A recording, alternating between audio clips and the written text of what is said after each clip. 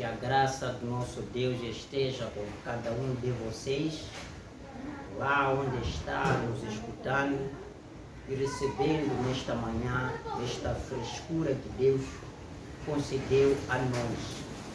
Deus seja louvado, que a graça do nosso Deus continue consigo. Você que está enfermo, creio eu que o Senhor vai tomar conta desta enfermidade. É somente crer, tudo é possível. Isto é o que falou o profeta. Nosso irmão William Marion Branham, ele disse: somente crer, tudo é possível aos que crerem. Graças a Deus. Você crê aí? Eu também creio desta maneira. Tudo é possível aos que crerem. Agora escute, meu irmão, nesta manhã, antes de aproximarmos ao seu trono, gostaríamos de dirigirmos uma palavra de oração em gesto de agradecer a Ele por tudo que tem feito nas nossas vidas. Incline a tua cabeça onde está, esteja irreverente. Amado nosso Pai Celestial, bendito és Deus, Criador do céu e da terra. Sabemos que neste mundo não existe mais um homem igual a ti. Esta é a razão de nós termos aproximado ou estamos aproximados ao seu trono da graça para alcançarmos a misericórdia e a vida que nós desejamos, que é a eterna. Pai Celestial, as lutas são várias, mas nós nunca as digamos ou falamos. Que o Senhor nos ajude a suportar essas batalhas. Nunca paramos de lutar, como o Senhor nunca parou de lutar, e nós sabemos que as nossas batalhas um dia terminarão quando estivermos com o nosso Senhor naquele descanso para todo sempre. Ajude a cada enfermo nesta manhã, cada necessitado que está aflito. Senhor, coloque o Espírito da graça e da paz em cada coração. Quem está doente seja curado em nome do Senhor Jesus Cristo, para a honra e sua glória. Enquanto prego esta palavra, enquanto leio para o povo, como o costume desde o Antigo Testamento, os profetas e todos os patriarcas sempre liam o livro da lei para o povo, eu estou aqui para fazer a mesma coisa, porque sei que é o lema de Deus. E ajude-me nesta hora, tirando, Pai, toda a incredulidade em cada coração, tirando todo o mal, perdoando todos os pecados. Senhor, tome conta deste púlpito agora, no nome precioso do Senhor Jesus. Abençoe, Pai, desde a criança até o mais velho, no nome do Senhor Jesus Cristo. Amém. Enquanto estamos irreverentes, peço para que nos coloquemos de pé, para lermos o nosso livro de Apocalipse, capítulo 3, versículos 5, 12 e 21. Vamos começando a ler. O que vencer será vestido de vestes brancas, e de maneira nenhuma riscarei o seu nome do livro da vida, e confessarei o seu nome diante de meu Pai e diante dos seus anjos, mensageiros, né?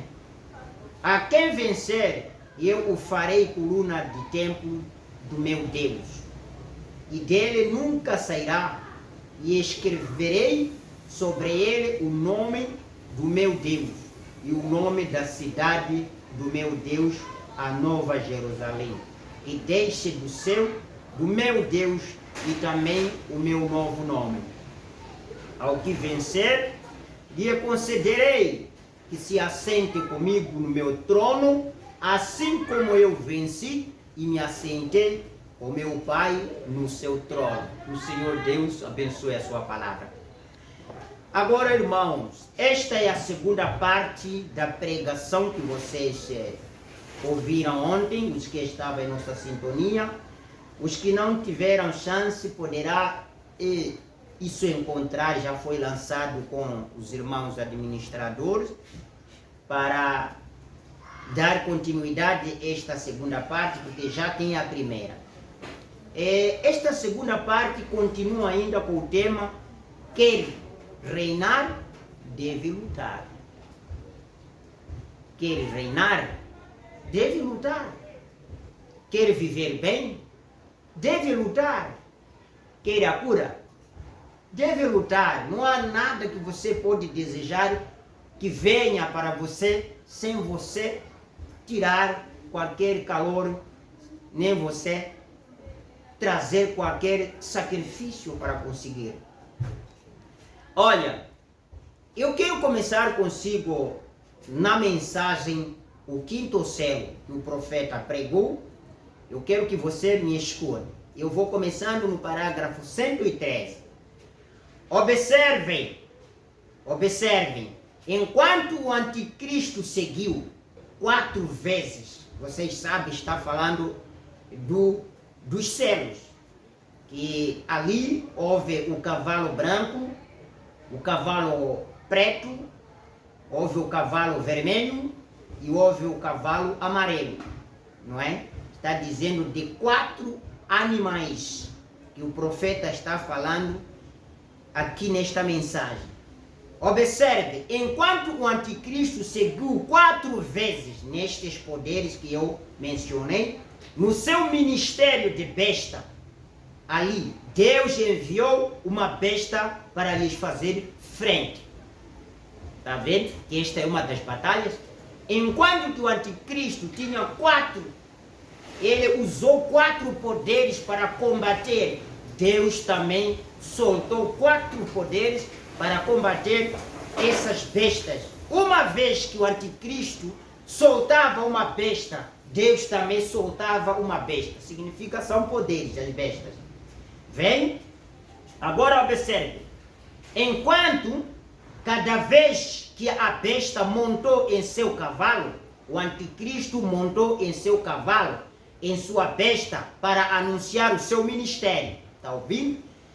Então, o anticristo, naquelas bestas que ele montava, que são poderes do cavalo branco, do cavalo vermelho, do cavalo preto, até o cavalo amarelo, ele montava uma vez de cada. Então, o irmão Branham diz assim que ele estava a anunciar o seu ministério. Satanás na terra tem um ministério. Satanás estava a anunciar o seu ministério. Deus também enviou a sua besta e ele estava nela para anunciar o seu combate a isso. Deus também levantou e enviou o seu poder para combater a este ministério do diabo. Agora, as escrituras dizem, vindo o inimigo como uma torrente de água, o Espírito de Deus arvorará contra ele a sua bandeira. E então, quando o inimigo saiu como um anticristo, Deus enviou um determinado tipo de poder para encontrá-lo. Então, quando eles vêm, ele saiu novamente como um cavalo do cavalo vermelho, depois do branco. Outra cor, outro poder, outro ministério. Deus enviou outro após ele para combatê-lo, para segurar a sua igreja. Está ouvindo? Deus nunca deixou que a sua igreja fosse massacrada e ele cruzando os seus braços. Cada vez que o anticristo levantava, Deus levantava um poder para combater esta besta. Graças a Deus. Então, o terceiro veio depois do vermelho. O terceiro, novamente, Deus enviou sua terceira besta para vencer e anunciar isto. Ele enviou a quarta, Satanás enviou a quarta, Deus enviou também a quarta. E então o anticristo termina, as suas eras da igreja terminaram também aquele tempo. Observe agora, isto é realmente bom. Agora, vamos, o diabo mudando, 4, como vocês viram, 4 bestas, significando o poder foi revelado. Ou que o poder ele revelou ao mundo, e como eles terminaram neste cavalo amarelo da morte. O anticristo terminou com o cavalo amarelo, a morte. Significa que toda a atividade da besta do anticristo terminará com matança, cavalo amarelo. Agora, vamos olhar nos poderes de Deus destas bestas para combater aquelas. A primeira besta de Deus que saiu para enfrentar o anticristo, o espírito de anticristo, quando era apenas o seu ensinamento.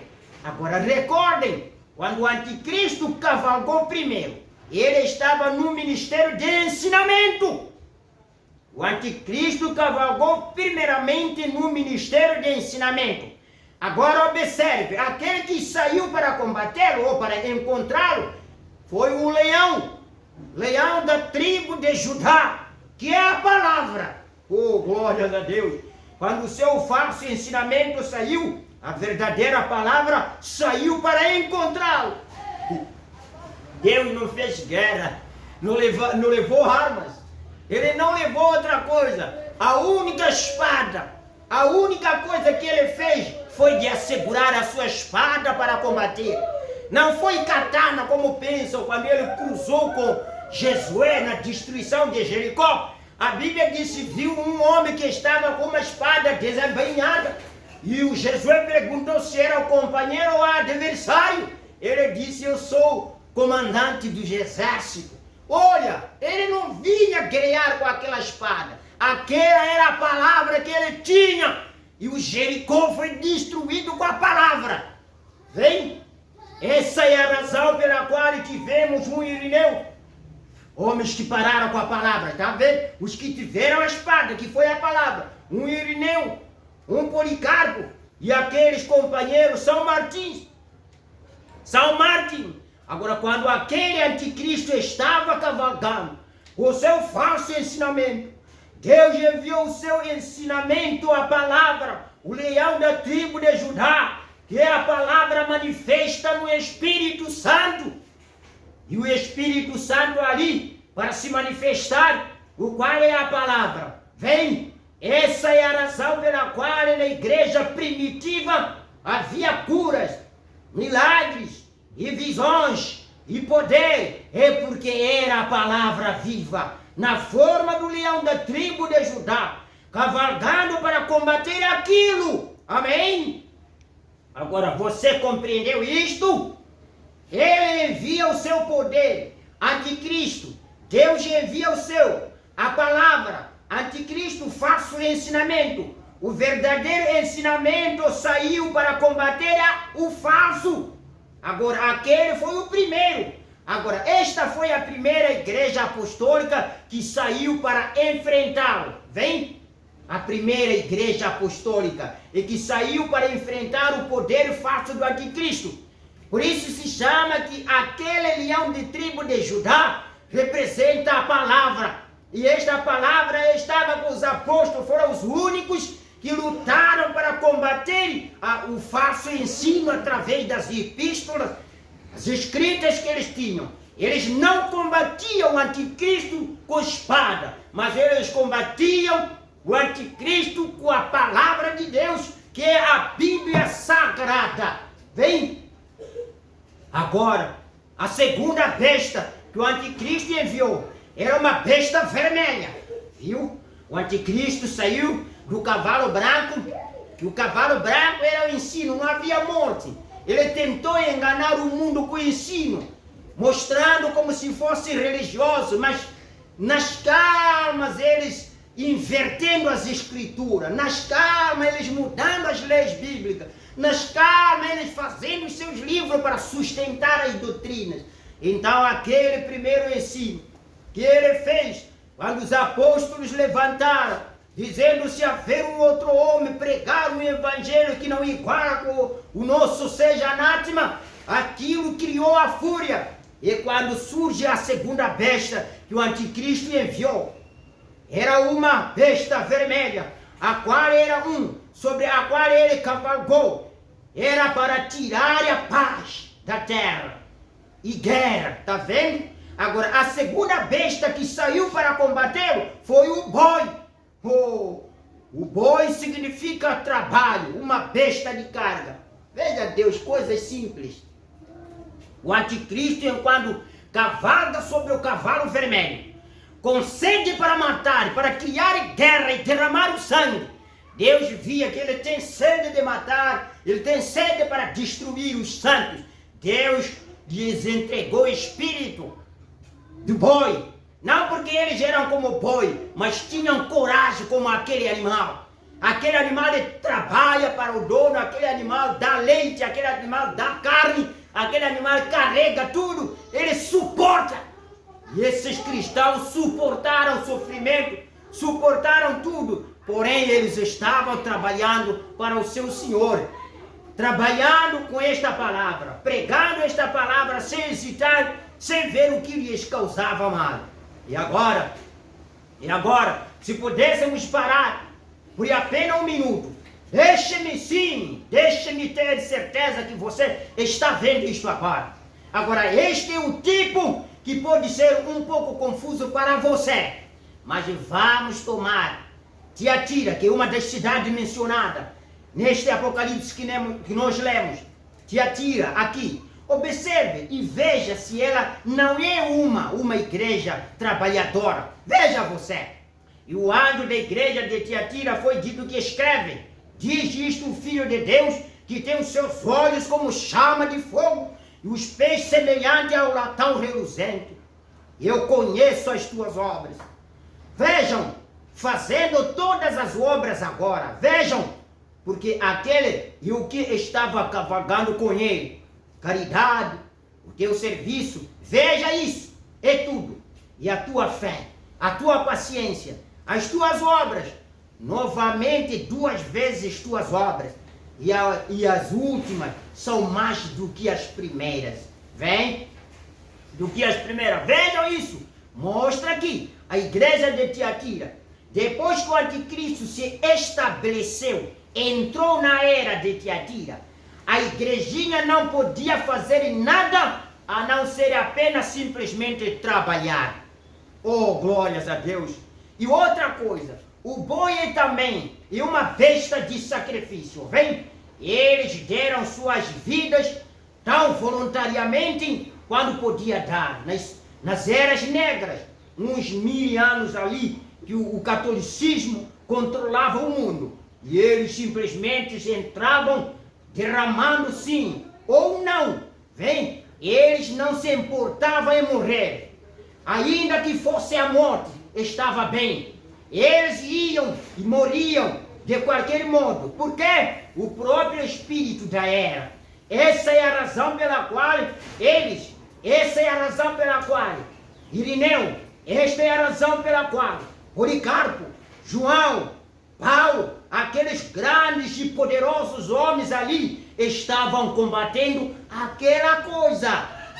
Paulo viu aqui, glórias a Deus, no parágrafo 132 do 5º céu, Paulo viu aqui, ele disse: sei que após minha partida entrarão no meio de vós lobos, irmãos, e ensinados coisas perversas, e isto fará com que vocês se dispersem. Veja aquele servo, aquele severo, pequeno, velho apóstolo ali, de pé, com suas costas cheias de vergões, e por ter apanhado, seus olhos lacrimejando, mas ele podia ver mais longe do que seus, aquele telescópios operando além, através do qual eles podem ver 120 milhões de anos, luz no espaço. Ele podia ver diretamente na eternidade. Oh, glórias a Deus! Paulo poderia ver diretamente na eternidade, como também a noiva neste momento. Ele pode ver o milênio em sua presença. Ele pode ver o rápido em sua presença. Ele pode ver a eternidade em sua presença. Ele podia ver diretamente na eternidade. Ali estava ele. E ele predisse isto e disse que era aquilo que aconteceria. E disse também que continuava com a outra era que viria. Agora observe, ali estava ele, seguindo após ele. São João viveu mais. E quando São João estava tentando tomar em todas as epístolas sagradas, ungida com o Espírito Santo, reuni-las e formar a Bíblia, o Império Romano o apanhou e o colocou na ilha de Patmos. Ele esteve ali na ilha de Patmos por amor à palavra de Deus. Policarpo estava lhe ajudando a traduzi-la. Eu li outro dia, escute, o irmão Branham disse, leu a carta de Maria. Eu acho que deve ser esta Maria, a mãe de Jesus, no parágrafo 134. Eu li outro dia a carta que Maria, ela mesma escreveu para Policarpo, e a demonstrando, e não o a demonstrando, mas recomendando-lhe ser um cavalheiro. Escute a Maria, recomendando ao Policarpo que seja um cavalheiro que pode ensinar e aceitar o ensinamento de Jesus Cristo. Aleluia! Maria recomendou ao Policarpo que deveria permanecer com o ensinamento e aceitando os ensinamentos de Jesus Cristo, não o ensinamento de outro homem, o qual havia nascido dela. Está ouvindo? Por isso eu disse, esta Maria que nasceu o Senhor Jesus Cristo. E a Maria disse, Policarpo, que recomendo meu irmão na fé a permanecer com esta palavra do ensinamento de Jesus, o qual havia nascido dela, de Deus, o próprio bilhete de Maria que ela havia escrito para o Policarpo. Policarpo foi devorado por leões. Não foi devorado por leões, vocês sabem, não. Ele foi queimado. Já era muito tarde para soltar um leão na arena. E então eles derrubaram um banheiro, que é casa de banho, uma velha casa de banho ali, e colocaram na arena e o queimaram. E no caminho descendo, ele estava andando com sua cabeça inclinada. O centurião romano disse, você é um velho homem, bem respeitado, por que você não condena estas coisas? Quais? Essas coisas de Jesus, por que você não nega? Não nega? Escute, vamos ouvir esse discurso. Centurião, tentando persuadir o Policarpo, para ver se ele poderia renunciar da sua fé. Ele simplesmente continuou olhando em direção ao céu. Policarpo não escutou o que falou o centurião. Disse o Policarpo estava com a cabeça erguida ao céu. Vamos ouvir o nosso profeta o que disse. E uma voz falou de alguma parte lá do céu. Eles não poderiam compreender de onde. Disse Policarpo, escute, a voz falou de um lugar. Os que estavam ali não poderiam compreender de onde tinha vindo e era de quem.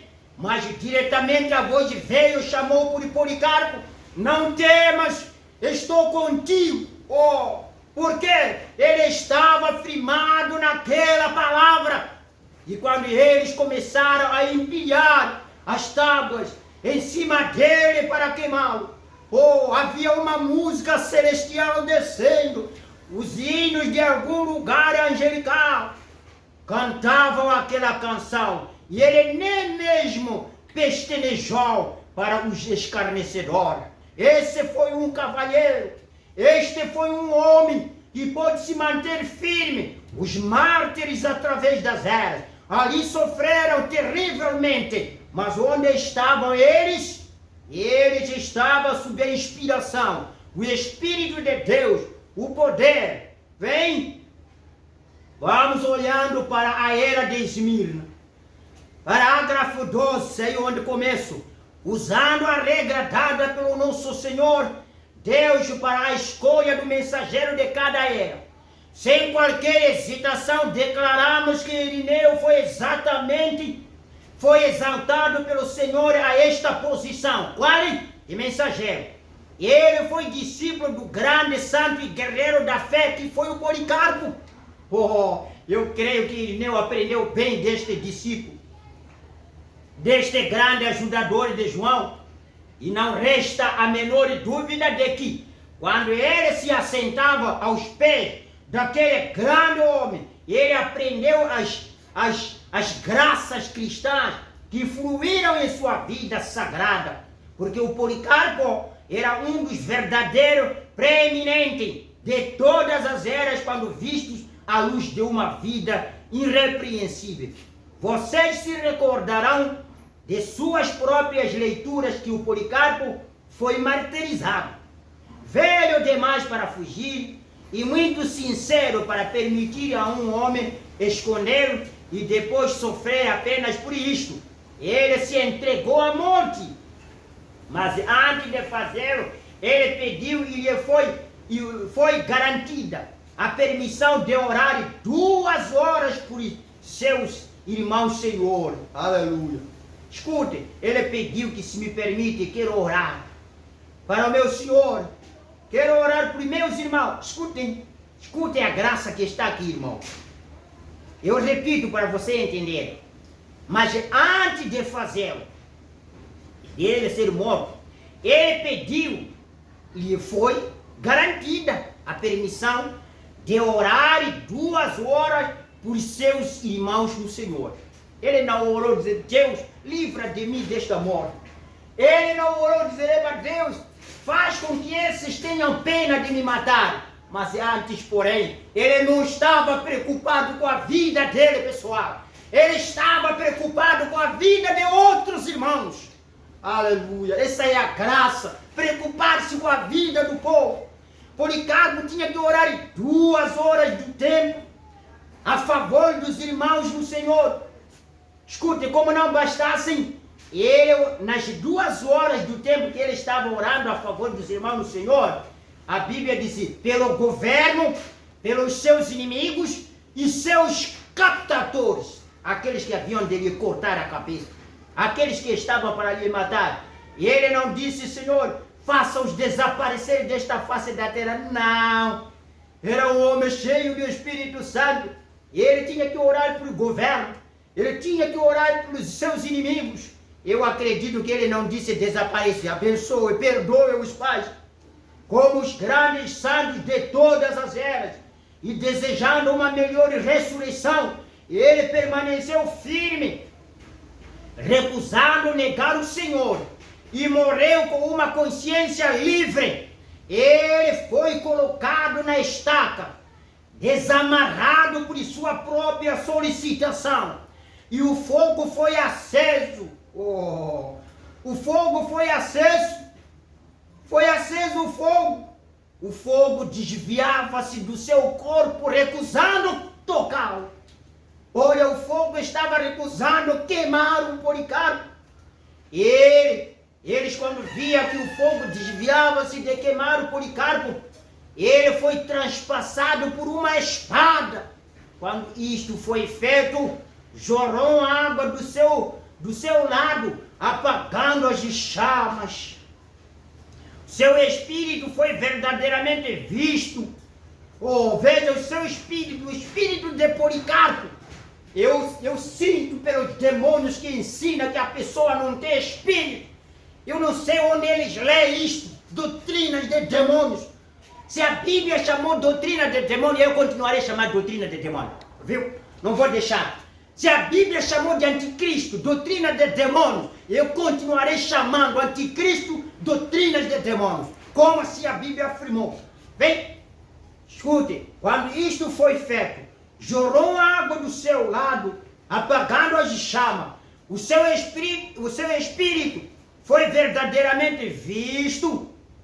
O espírito de quem? Policarpo. Foi visto partindo em forma de uma pomba branca, desprendida de seu seio. E no enquanto, apesar deste grande testemunho, este estudante de João, o revelador, não foi um militante contra o sistema nicolaíta, porque ele mesmo inclinou-se para a organização, não percebendo que o desejo de fraternidade e que se revelava como um bom plano para animar a obra de Deus era realmente uma cilada do inimigo. Quando era dito todos somos irmãos, vamos nos aproximando, vamos nos ajudando, todos somos irmãos. Ele pensou, Policarpo, que era boa ideia, sem saber que era a tática do inimigo para meter os filhos de Deus na cilada. Mas escute, O Policarpo concedeu a esta ideia, e foi esta ideia que lhe fez reprovar ser o mensageiro desta era. O irmão Branham fala isso. Agora, com Irineu, que já foi o mensageiro desta era que estamos lendo, com Irineu não foi assim. Ele foi um militante contra qualquer forma de organização.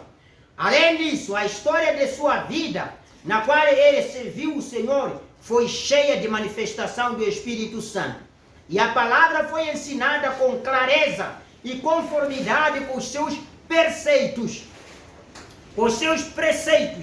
E suas igrejas na França foram conhecidas como tendo os dons do Espírito, entre elas, porque os santos falaram em língua, profetizaram, ressuscitavam os mortos e curavam os enfermos pela oração da fé.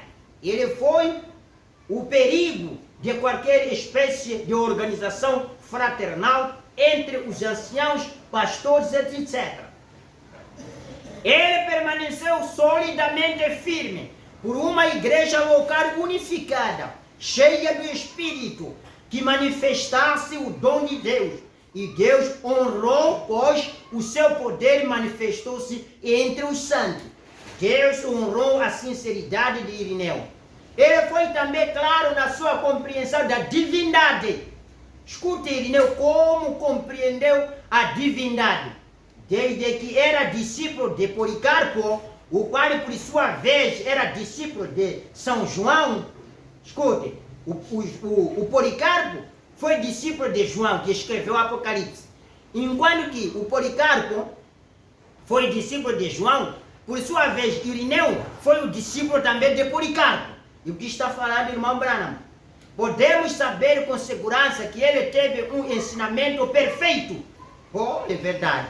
Se o Policarpo permaneceu com João da ilha do Patmos, não havia dúvida, ele tinha um ensinamento puro. Vem, que ele teve um ensinamento perfeito neste assunto, tanto quanto seja possível. No volume 1, página 412, do Antiniceia, e livro esse, que está ditado, irmão Branham, Fatis, temos a seguinte declaração por ele sobre a divindade. Aqui vamos encontrar a declaração da fé que teve Irineu neste livro mencionado. Ele disse assim: todas as outras expressões, repito, todas as outras expressões, igualmente anuncia o título de um e o mesmo Senhor, o Senhor de poder, o Senhor, o Pai de todo Deus, todo-poderoso, Deus Todo-Poderoso, Altíssimo, Criador, Autor. E assim, estes não são os nomes, os títulos de uma sucessão de diferentes seres, mas de um só ser. Esta foi a compreensão de Irineu. Não havia milhares de Deus, só era um só Deus.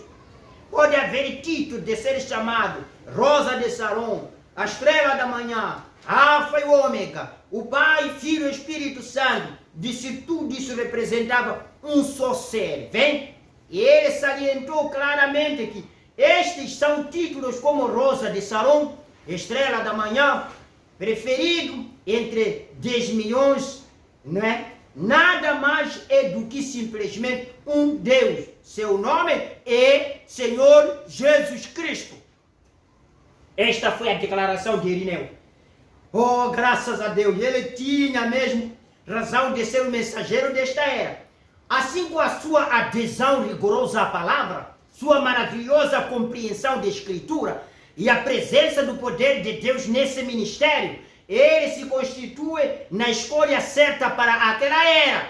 É inteiramente lamentável que as demais eras não tiveram em seus mensageiros, não tiveram em seus mensageiros um tal equilíbrio de fruto, poder, liderança no Espírito Santo e a palavra. Vem? Agora olha, Esmirna, a cidade de Esmirna ficava um pouco ao norte de Éfeso, a entrada do Golfo de Esmirna. Devido ao seu porto muito bom, ela era um centro comercial famoso pela sua exportação. Ela foi também distinguidas pelas suas escolas retóricas, filosóficas, medicina, ciência e ótimos edifícios. Muitos judeus viviam ali e eles eram amargamente contra o cristianismo. Veja só, os judeus que eram muito amargos contra o cristianismo. Irmão, a união fraternal das igrejas será mais amargo contra o cristianismo verdadeiro, mas ainda mais amargo ainda contra o cristianismo do que os romanos. De fato, Policarpo, o primeiro bispo de Esmirna, foi martirizado pelos judeus. Está ouvindo? É dito que os judeus profanaram o seu dia santo, o sábado, a fim de transportar a madeira que seria necessária à sua fogueira. Foi aqui os judeus onde eles profanaram o sábado, que diziam que guardavam o sábado. Os vossos amigos profanaram o sábado, carregaram madeira no sábado para ir queimar Policarpo. Profanaram o sábado para ir matar o servo de Deus. Qual o Deus que eles estavam servindo? Qual? A palavra Esmirna significa amarga, sendo derivada da palavra mirra. A mirra era usada para embalsamar os mortos. Deste modo, temos uma significação dupla encontrada nos nomes desta era. Foi uma era amarga, cheia de morte. As duas vinhas na estrutura da igreja estavam se desenrolando, mas acentuadamente separados com um e da outra. Ou de outra amargura contra a verdadeira vinha por parte da face. A morte não era a única semente da falsa vinha. Escutem, a morte não era a única semente da falsa vinha, mas até mesmo na verdadeira vinha havia uma paralisia dormente e uma impotência, porque elas já haviam se separado da verdadeira, ou da verdade não adulterada dos primeiros anos depois de Pentecostes. Nenhum crente verdadeiro é mais forte e são espiritualmente vivos do que seu conhecimento e apego à palavra pura de Deus, como visto pela multidão de exemplo do Velho Testamento. A organização estava crescendo rapidamente, confirmando e aumentando a morte dos membros, porque a liderança do Espírito Santo foi deposta à palavra, foi substituída pelos credos, dogmas e ritos feitos pelos homens. Ora, quando eu digo que esta era uma igreja organizada, anticristo, eu estou lhes dando a verdade da história autenticada. Irmão Branham disse, quando eu falo da história, estou te dando a verdadeira palavra, a verdade da história autenticada. A primeira igreja fundada em Roma, traçaremos sua história na dispensação de Pérgamo. Já tinha transformado a verdade de Deus em mentira ao introduzir uma religião pagã com nomes e significados cristãos. A época da segunda dispensação era tão pagã, embora reivindicando ser a verdadeira igreja, que Policarpo, já bem avançado em idade, andou cerca de 2.400 quilômetros para pleitear com eles a que voltassem. Está ouvindo? Policarpo andou 2.400 quilômetros a lutar contra essa falsa vinha que estava iniciando a igreja romana para que eles voltassem à verdade. E eles não fizeram isto. Eles tinham uma sólida hierarquia, uma sólida organização e um completo abandono pela palavra. Esta, pois, é a sinagoga de Satanás cheia de blasfêmia, na qual já existia a semente da doutrina dos Nicolaítas, e que seria brevemente o verdadeiro assento ou poder da religião satânica. E isto é exatamente certo, pois o Apocalipse 2:9 não diz que este povo é da sinagoga de Satanás, mas diz que são a sinagoga de Satanás. Irmão Branham diz, não diz Apocalipse 2:9 que este povo, não disse que o povo era a sinagoga de Satanás, não, mas sim disse que eles são a sinagoga de Satanás, vem? E se você pensa que isto é chocante, espera, irmão Branham pode dizer, eles chocam muitos outros, isso é muito chocante. Irmão Branham diz, se você considera que isso é chocante, espere, tão somente até que a profecia de Apocalipse 13 seja cumprida. É espantosamente verdade que os Estados Unidos da América se encontram neste capítulo. O próprio número 13 é símbolo desta nação. Ela começou com 13 colônias e sua bandeira tem 13 estrelas, 13 listas, e eis aí o seu destino no capítulo 13. Nesta imagem que é mencionada neste capítulo, será encontrada toda a impiedade da besta que estava perante ela.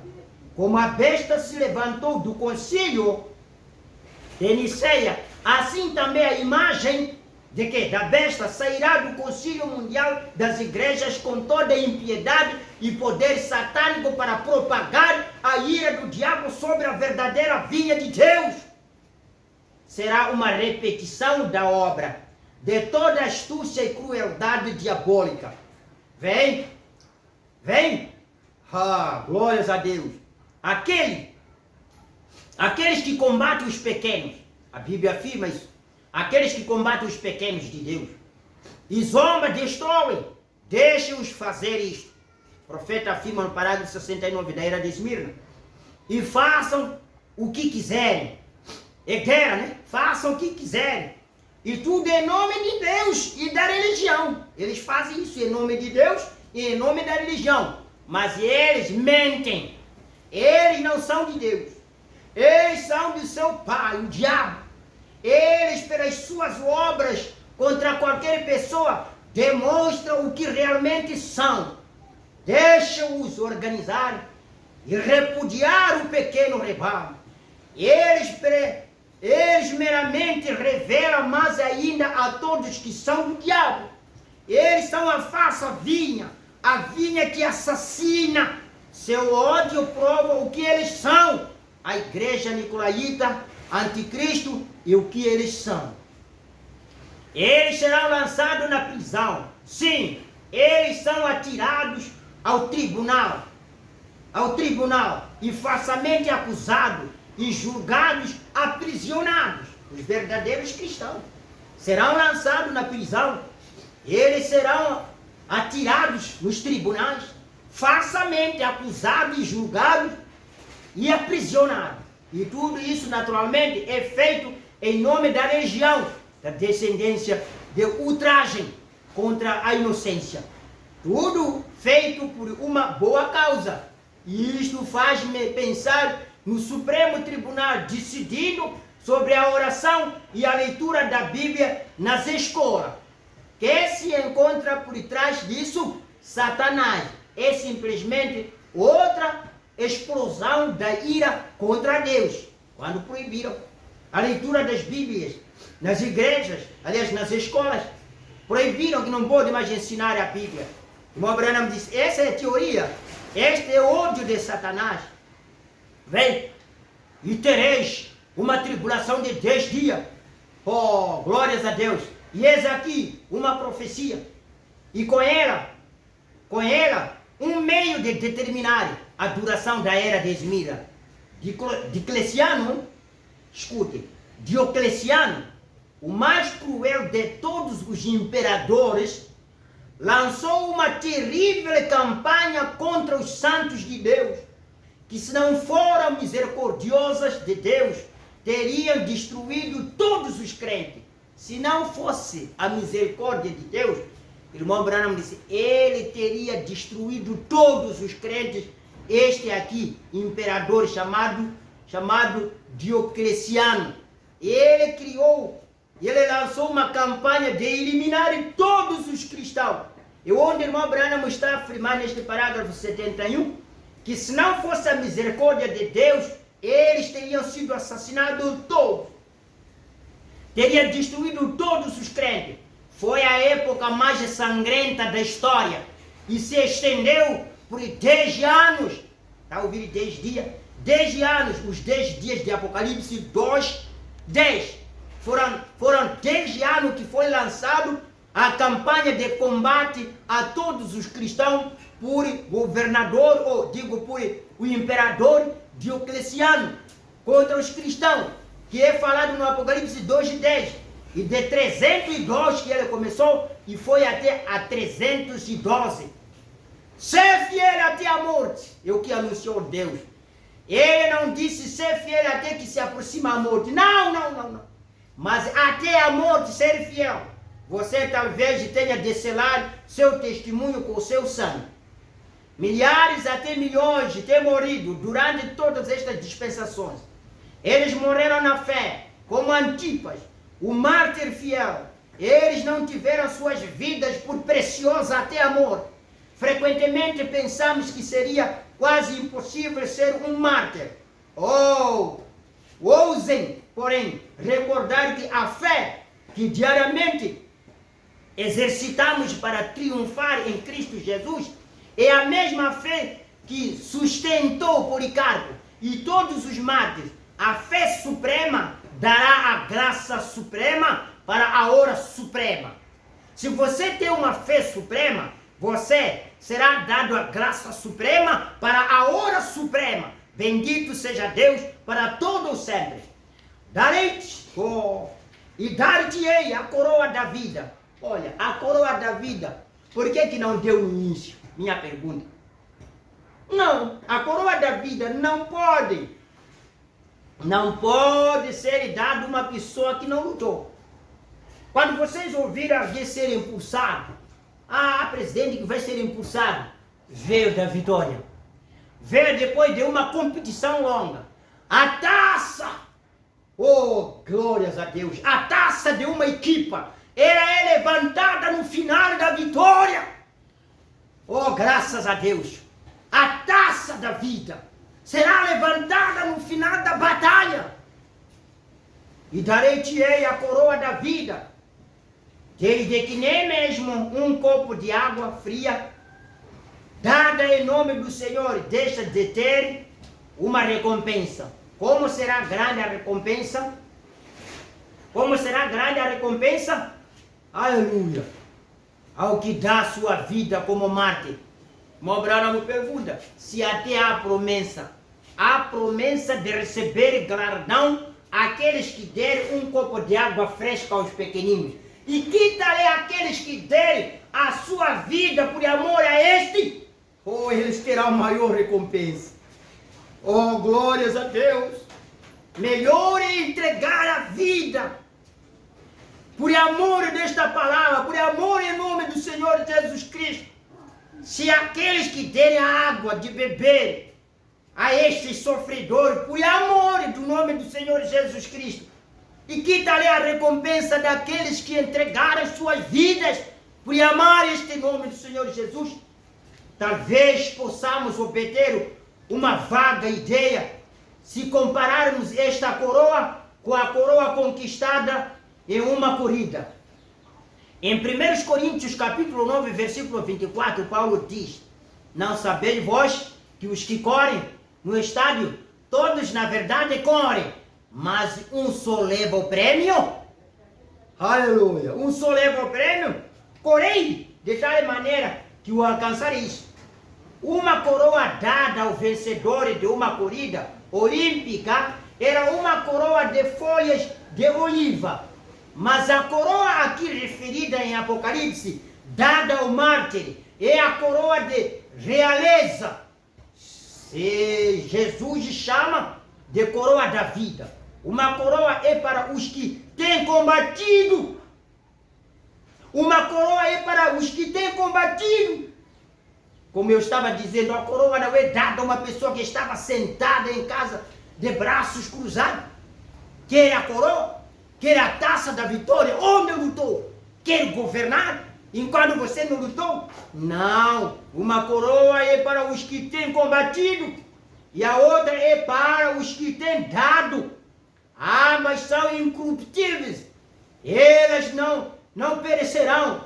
Os vencedores da corrida mundana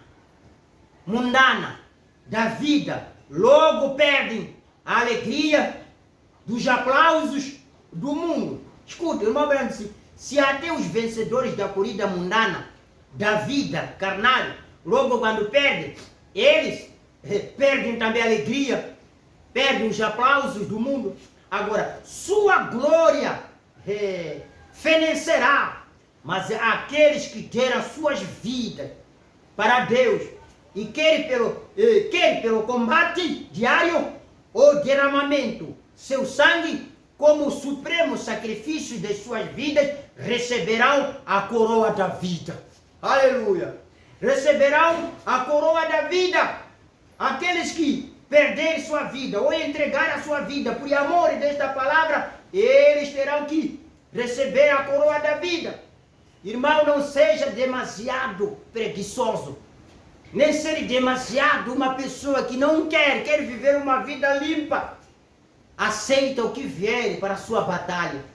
Nós vamos aceitar você, o que vier para a sua batalha. Eu te digo, meu irmão, nem todos teremos batalhas iguais. Amém? Nem todos teremos batalhas iguais. Nem todos os apóstolos tiveram as mesmas mortes.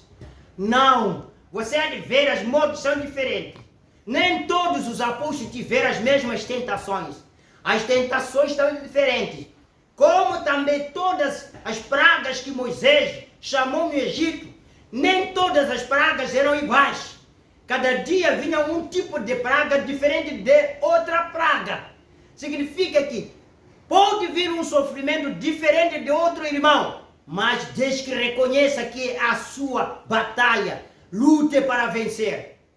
Lutem, é a sua batalha para vencer. Eu vou te mostrar uma mulher chamada Raquel, em Gênesis capítulo 30, versículo 8. Então disse Raquel: com grandes lutas tenho lutado com a minha irmã e também venci, e chamou-lhe de Naftali. Aleluia! Lutas grandes travei contra a minha irmã, mas quero vos dizer, minhas irmãs, venci. Esta é uma mulher igual como vocês, minhas irmãs. Ela parou do lado da luta, guerreou contra a irmã. Podemos dizer contra a igreja guerreando contra a igreja, mas ela disse venceu. Na mensagem, a crueldade do pecado e a pena que custou para afastar pecado de nossas vidas. Parágrafo 204. Antes dele fazer aquilo, ele olhou aí para baixo, para aquelas pessoas apostatando, para ficar em seu manto. Cumpriu o que o profeta disse. Disse: Pai, perdoa-lhes eles. Não sabem o que fazem. Estava vindo da batalha. Tudo é amor.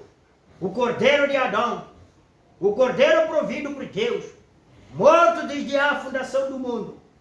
Oh, ali ele morreu, sem amigos, até mesmo abandonado por Deus, ele mesmo, Deus. E então, seu próprio pai o abandonou, sangrando. Mobrano está mostrando, olha a morte de Jesus. Olha a morte de Jesus. Até o próprio pai, que tanto o amou, chegou o tempo de o abandonar. Ei, glórias a Deus. A divindade explicada, parágrafo 97. Disse, quando ele morreu, a Bíblia disse que quando o Policarpo morreu, o que aconteceu? Vamos ouvindo um pouco. Queria dizer o Senhor Jesus, quando perdeu a vida, disse assim, quando ele morreu, a Bíblia diz que ele inclinou a cabeça para frente. E disse, por esse motivo, Mobrano disse assim, quando o Senhor Jesus perdeu a vida, morreu na cruz, disse, a cabeça inclinou para frente. Não inclinou para trás, ele inclinou para frente. Irmão Branham disse, é por esta razão, é por este motivo, nós também, ao orarmos, deveríamos incliná-los para frente. Mensagem da divindade explicada, parágrafo 57. Na mensagem, a fase presente do meu ministério, parágrafo 108. Agora, tudo abandonou. Isso estamos falando do Senhor Jesus. Quando ele entrou no seu confronto, na sua luta, na sua batalha. Ele queria reinar. Ele não poderia reinar sem vencer. Ele não poderia reinar sem lutar. Mas escute, na luta o que aconteceu. Tudo abandonou. Mas foi nesta hora de Deus. Deu um passo estranho em cena. Neste período de abandono. Irmão Branham, no período em que ele foi abandonado. Mas foi nesta hora que Deus deu um passo entrando em cena. Porque qualquer homem que conhece a palavra ficará com a palavra, sabendo que a palavra é Deus, vem? E a palavra tem que esclarecer a si mesma. A palavra não é interpretada, ela se interpreta sozinha. Amém? A palavra não pode ser interpretada por ninguém, mas ela sozinha se interpreta. Você quer saber? Jesus na qualidade de ser o verbo.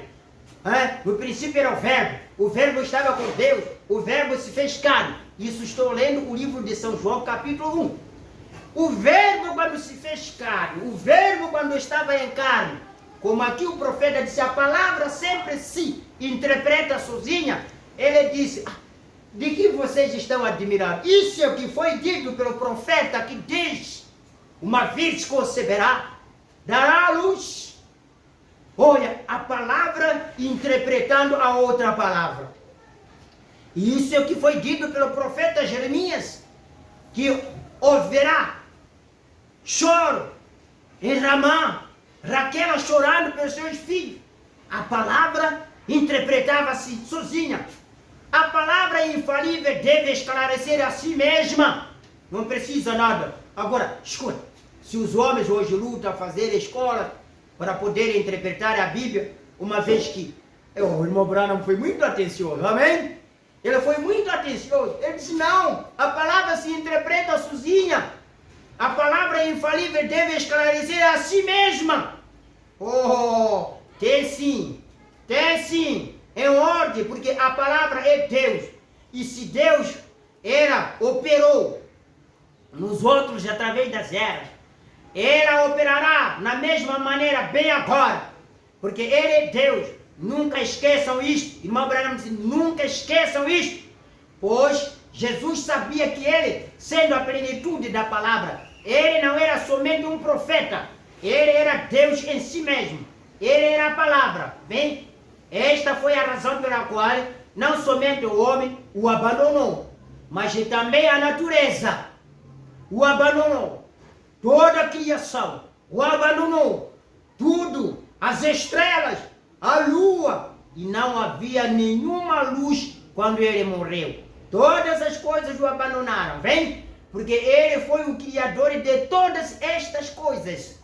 Ele estava no mundo, e o mundo foi feito por ele, e o mundo não o conhecia, vem? Ele foi o criador de todas as coisas. Agora, a única coisa que nós não criamos, mas nós tentamos converter. E aqueles que nós tentamos converter são os que abandonarão e irão embora. Os que tentamos converter sem ser Deus converter, são esses que têm nos abandonado e ir embora. Porque quem converteu fui eu. Foi você. Não foi o Espírito Santo. Mas os convertidos pelo Espírito Santo, eles nunca abandonarão. Glórias a Deus. Por isso algumas estrelas tinham que o abandonar. Graças a Deus. Tinha que o abandonar. O Pedro tentou, mas voltou outra vez. Para quem iremos nós, Senhor? Está vendo? Ele não tinha onde ir. Graças a Deus. Está vendo? E aqueles que nós tentamos converter são os que abandonarão e irão embora. Por quê? Porque somos nós que convertemos. Foi o homem que converteu, não foi Deus. Mas o convertido por Deus não tem como sair. Quando a hora chega para a palavra se mostrar verdadeira, e isto tem que ser dessa maneira. Agora, somente recorde, foi então quando Deus entrou em cena. Naquela hora, glórias a Deus, isso me faz lembrar muita coisa. Naquela hora de angústia, onde você perde a esperança, é onde Deus entrou em cena. Naquela hora de angústia de Mecheque, Abdenego e Shadraque, foi a hora em que Deus entrou em cena. Naquela hora de angústia de Daniel, foi a hora em que Deus entrou em cena. Deus não entra em cena enquanto não é tempo, não. E no parágrafo 120 da fase presente do meu ministério, eu penso que a maioria da coisa que Paulo desejou, quando ele disse, meu tempo terminou agora, o maior desejo do coração de Paulo era ser um mártir. Era ser um mártir. Este era o desejo de todos os seus corações nos seus dias. Aqueles apóstolos. Eles, já leu você o livro dos mártires de Fox? E também já leu o Concílio de Niceia? A maior honra que pode haver quando vários, Policarpo e eles, marcharam para a cova dos leões, eles gritaram por regozijo, marcharam para lá, sabendo que eles iriam ser um mártir. Quando eles eram queimados num poste, eles gritavam com regozijo pela hora de ser mártir, pela honra, escuta, na hora, pela honra. Era uma honra ser mártir. Esses tinham fé para vencer e governar. Honra para ser mártires. Quando Paulo ganhou para aquele cepo, eu pergunto, se até esses, quando eram encaminhados para serem mártires, era uma honra de vencer a batalha. Era uma honra de dizer, combati bom combate e terminei a carreira. Mas você com dor de cabeça, tensão, você já está logo recuar. Tenha a honra de marchar para a batalha. Diga, se é para partir, eu parto para o Senhor em paz. Vem. Deixa lá voltar mais. Quando eles eram queimados num poste, eles gritavam com regozijo, pela honra de serem mártires. Quando Paulo caminhou para aquele cepo, para ter sua cabeça cortada, dirigindo daquela prisão, um pequeno, velho e imundo lugar lá embaixo, um buraco na parede onde eles o tiraram a vida, não é? E eu desci lá embaixo e vi aquilo, pequeno ribeiro, lá atrás, onde eles jogaram seu corpo. E agora, o querer fazer um santo, alguma outra coisa. Tá vendo? O irmão Branham disse, eles cortaram a cabeça de Paulo, porque o evangelho de Paulo era cortante, era picante a eles. Então, cortaram a cabeça, jogaram naquele riacho. E hoje estão me dizendo que o Santo Paulo, a igreja de São Paulo, de onde? De onde? E de onde isso veio? Deixa lá e vi aqui, pequeno ribeiro lá atrás, onde eles jogaram seu corpo. Jogaram o corpo de Paulo, naquele ribeiro. Agora, o querem fazer um santo, alguma outra coisa. O mesmo grupo de pessoas, tá vendo? Ele desceu lá embaixo. Ele disse, morto, onde está o teu aguilhão? Sepultura, onde está a tua vitória? Graças a Deus que nos dá a vitória por nosso Senhor Jesus Cristo. Combati um bom combate, acabei a carreira, guardei a fé. Desde agora, a coroa da justiça me está guardada. Não somente a mim, mas para todo que amarem sua vinda. Vem! Em Apocalipse capítulo 6, versículo 2, e vamos ler 9 a 11. E eu olhei, e eis um cavalo branco, e o que estava sentado sobre ele tinha um arco, e foi-lhe dado uma coroa, e saiu vitorioso para vencer. E esta era uma batalha. Esse cavaleiro do cavalo branco, quando ele estava arrumado, era para fazer guerra e vencer. Glória a Deus! No 9, e havendo aberto o quinto céu, vi debaixo do altar as almas dos que foram mortos por amor da palavra de Deus e por amor de testemunho que deram. Foram mortos porque eles amavam a palavra. Foram mortos porque eles davam testemunho do Evangelho e do Senhor Jesus Cristo. E essas almas foram mortas Agora dizem que a pessoa não tem alma. Minha pergunta é, escute, essas almas estavam diretamente na presença de Deus, depois de terem sido homem na terra, foram mortos aqui na terra por testemunhar a palavra do Senhor, foram mortos eles aqui por amar o nome do Senhor, eles foram mortos por causa dessas coisas. Mas minha pergunta é, os que estavam embaixo do altar, é o quê? Uma vez que quando a pessoa morre acaba, como diz os pagãos, doutrinas de demônios. Vem, e havendo aberto o quinto céu, vi debaixo do altar as almas dos que foram mortos por amor da palavra de Deus e por amor do testemunho que deram.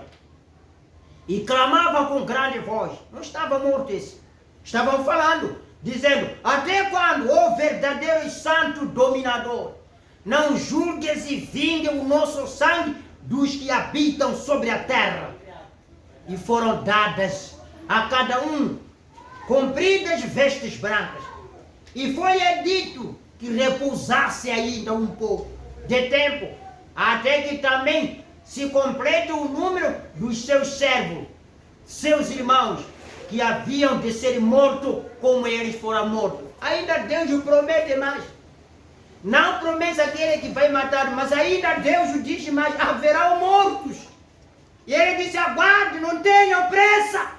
Fique aí embaixo do altar, estou a esperar ainda que os outros companheiros vossos sejam mortos como vocês foram mortos.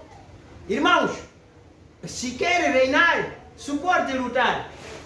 Se quer ganhar a batalha, quer chamado do cristão fiel, lutem.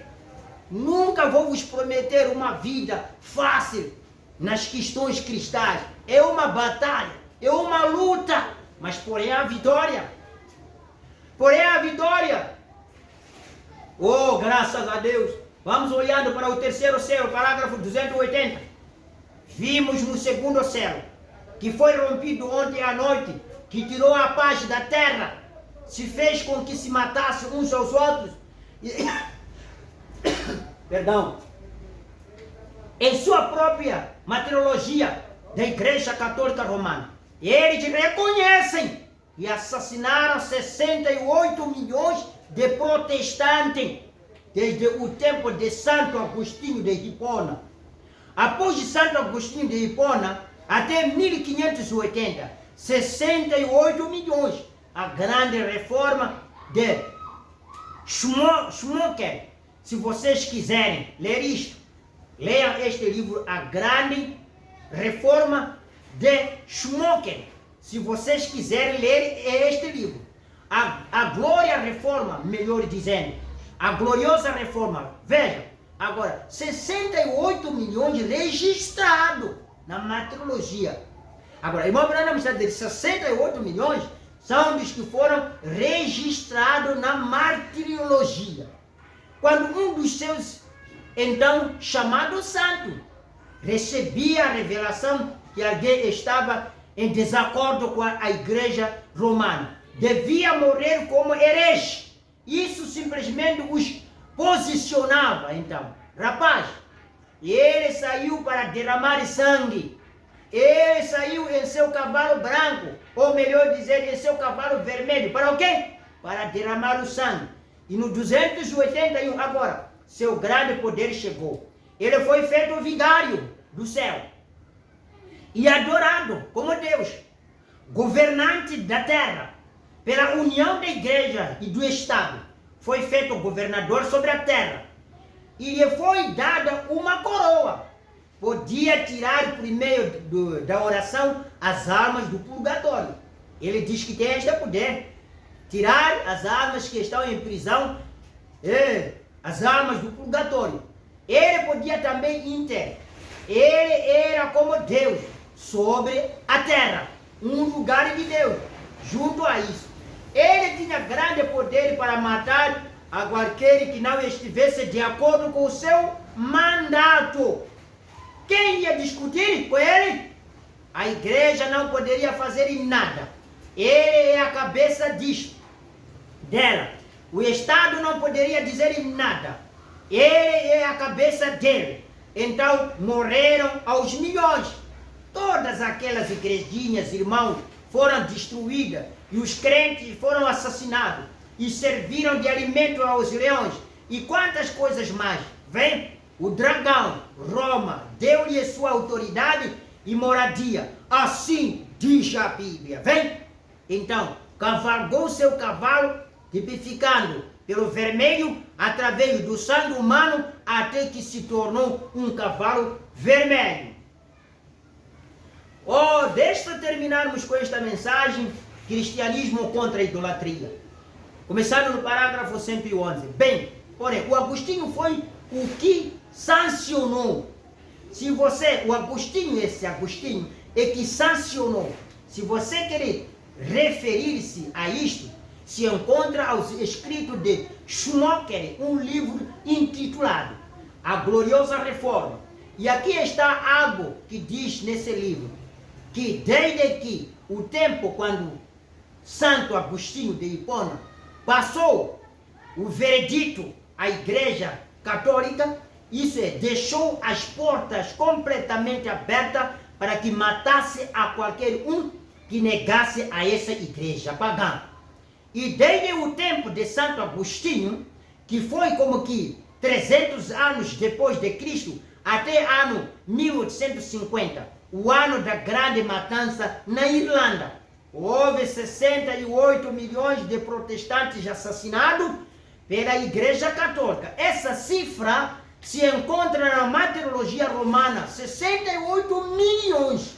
Discuta você com o historiador. Se querer discutir, vai discutir com o historiador que escreveu isso, porque eu li. Discuta você com o historiador. Eu simplesmente estou repetindo suas palavras. Palavra de quem? Do historiador. Toda pessoa que estava em desacordo com o dogma católico, não devemos dizer católico, porque eles não merecem esse nome. Eles são pagãos romanos. Não falando dessa gente tão preciosa, porque há milhares e milhares de pessoas nesse sistema que são igualmente sinceras, tanto quanto qualquer outro idolatra. Elas pensam que estão adorando a Deus, mas à luz da palavra estão na idolatria. Vem? Mas à luz da palavra estão na idolatria com ídolos por todos os lados. Bom, o Branham disse, bom. Bem, agora, eram os dogmas. Eram os dogmas romanos. E escute bem isto. Quero lhe dizer algo aqui. Já o havia passado no ano 1640, quando houve a grande matança na Irlanda, sob os jesuítas. Eles mataram sob os jesuítas. E os sacerdotes romanos, então, 100 mil dos convertidos de São Patrício foram mortos. 100 mil, escutem, 100 mil dos convertidos de São Patrício foram mortos. Agora, se São Patrício foi católico romano, por que mataram a sua própria gente? A igreja de São Patrício. E depois mataram a gente de São Patrício. Se São Patrício era membro dele, por que mataram essa gente? Estas eram pessoas que trabalhavam nas fábricas e em diferentes coisas da vida, correto? A cifra na martirologia é de 100 mil, os quais eles mataram porque não estava de acordo com o ensino. E eu tenho estado em algumas das igrejas de São Patrício, na parte norte da Irlanda. Sim, senhor, tenho tido o privilégio de vê-las. E o que vi foi um edifício grande, simples e sem nada. Eles não tinham esses ídolos, nem eles derramavam essas tolices nos pés. Nem tampouco tinham isso de pagar para essas pessoas dissessem e entrassem nesses ídolos. Salve Maria, Mãe de Deus, não tinham isso. Isso é o mesmo que fazia com que Astarte, encantando ao Espírito de Maria. Vem? Faz uns 2 ou 3 anos que a Igreja Católica começou com um novo dogma, o qual foi que Maria havia ressuscitado dentre os mortos e que estava no céu. Quando se recordam disso? Sim, todos.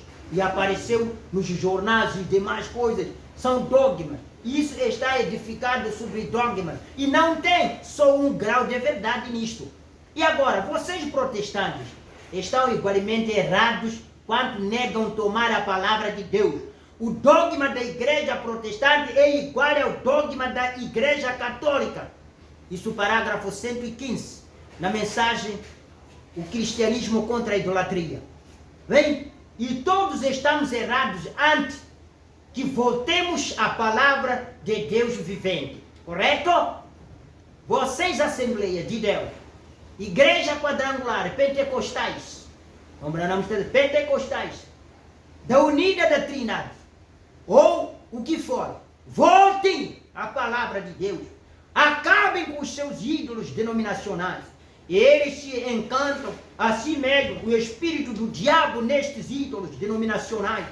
Sabiam vocês disso? Denominação é um ídolo. Você pergunta a qualquer um, você é um cristão? E ele responderá, eu sou presbiteriano. Eu estou a dizer, você é um cristão? Eu sou metodista. Não, eu estou te perguntando se você é cristão. Eu sou pentecostal. Oh, isso significa o mesmo que dizer que é um cão, ou um porco, ou qualquer outro animal. Não tem mais sendo que isso. Correto? O que necessitamos hoje é de voltar à palavra de Deus. Isso é parágrafo 123. E no 124 agora, voltemos a estes trabalhadores das fábricas e demais pessoas preciosas no norte da Irlanda, onde estavam as escolas de São Patrício. Agora, seu nome não era Patrício, seu nome era Sucatus. Ele foi sequestrado quando menino e suas irmãs foram mortas. E ele voltou porque amestrava cachorros para se cuidasse dos porcos e outros animais. E em tudo isto ele encontrou seu caminho de novo para onde vivia antes com seu pai e sua mãe. Então fundou uma escola. E essa escola no norte da Irlanda nunca aceitou que o Papa fosse o vigário supremo de Deus. Eles não creram nisso e ficaram com a palavra. Deus abençoou a esse homem santo, São Patrício. Era um grande homem. E também dizem que São Patrício espalhou todas as serpentes. Veja, até correram todas as serpentes. Como é que ele correu? Vamos ouvindo. Espalhou todas as serpentes da Irlanda. Leia a história e veja o que sucedeu. São Patrício creu em falar em língua, creu também em tomar as serpentes ou beber em qualquer coisa venenosa, não lhe faria coisa alguma. E quando ele pegava uma serpente e atirava a um lado, porque ele estorvava o caminho, então correu a voz de que ele expulsou todas as serpentes da Irlanda. Porém isso foi porque ele creu que poderia pegar e tomar uma serpente na mão e nada lhe danificaria nada. Amados irmãos, terminando com vocês, Estevão tinha que lutar para ver o trono. Ana, para ter o bebê, não cruzou os braços não. Ela sempre era a moça que acordava, ia na igreja, passava todo o tempo a chorar. O Senhor me nasceu para eu ser estéril em toda a vida. O Senhor, será que amaldiçoou o meu ventre para não gerar filho? Oh Deus, o Senhor é o Criador. Se o meu madre está morto, o Senhor pode vivificar ainda. E orava até o tempo em que ela venceu e teve um filho. Irmãos, terminando Apocalipse 21, 7. Quem vencer herdará todas as coisas. Apocalipse 21, versículo 7. Quem vencer herdará todas as coisas. E eu serei seu Deus e ele será meu filho. Amém? Amém? Só depois da batalha, depois de vencer, é onde será considerado, na realidade, ser filho de Deus e você terá que herdar tudo. Ok? Vida eterna, a ressurreição, o milênio, a eternidade, vida sem fim. Você terá que herdar isso depois de vencer todas as coisas. Espero que Deus vos abençoe com esta palavra. A palavra que traz conforto de dizer, não desanime, vamos lutando. Nenhum dos nossos companheiros foi chamado de justo, como o Jó.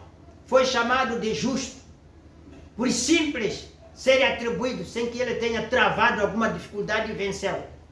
O que agradou a Deus, a Davi, segundo o coração de Deus, disse, ele ficou um homem, segundo o coração de Deus, não porque Davi não tinha falha, é porque ele não temia o mal quando vinha em sua frente. Ele lutou com o leão, ele lutou com o urso, ele lutou com Golias, tudo isso aqui a favor da defesa do povo de Deus, a favor da defesa das ovelhas do Pai. Este seria o grande trabalho de cada ministro, em defesa da obra, em defesa das ovelhas do Pai, em defesa da ovelha do Senhor. Deveria lutar até entregar a sua vida por isso. Deus vos abençoe. Forte abraço fraternal em nome do Senhor Jesus Cristo. Amém. Amém.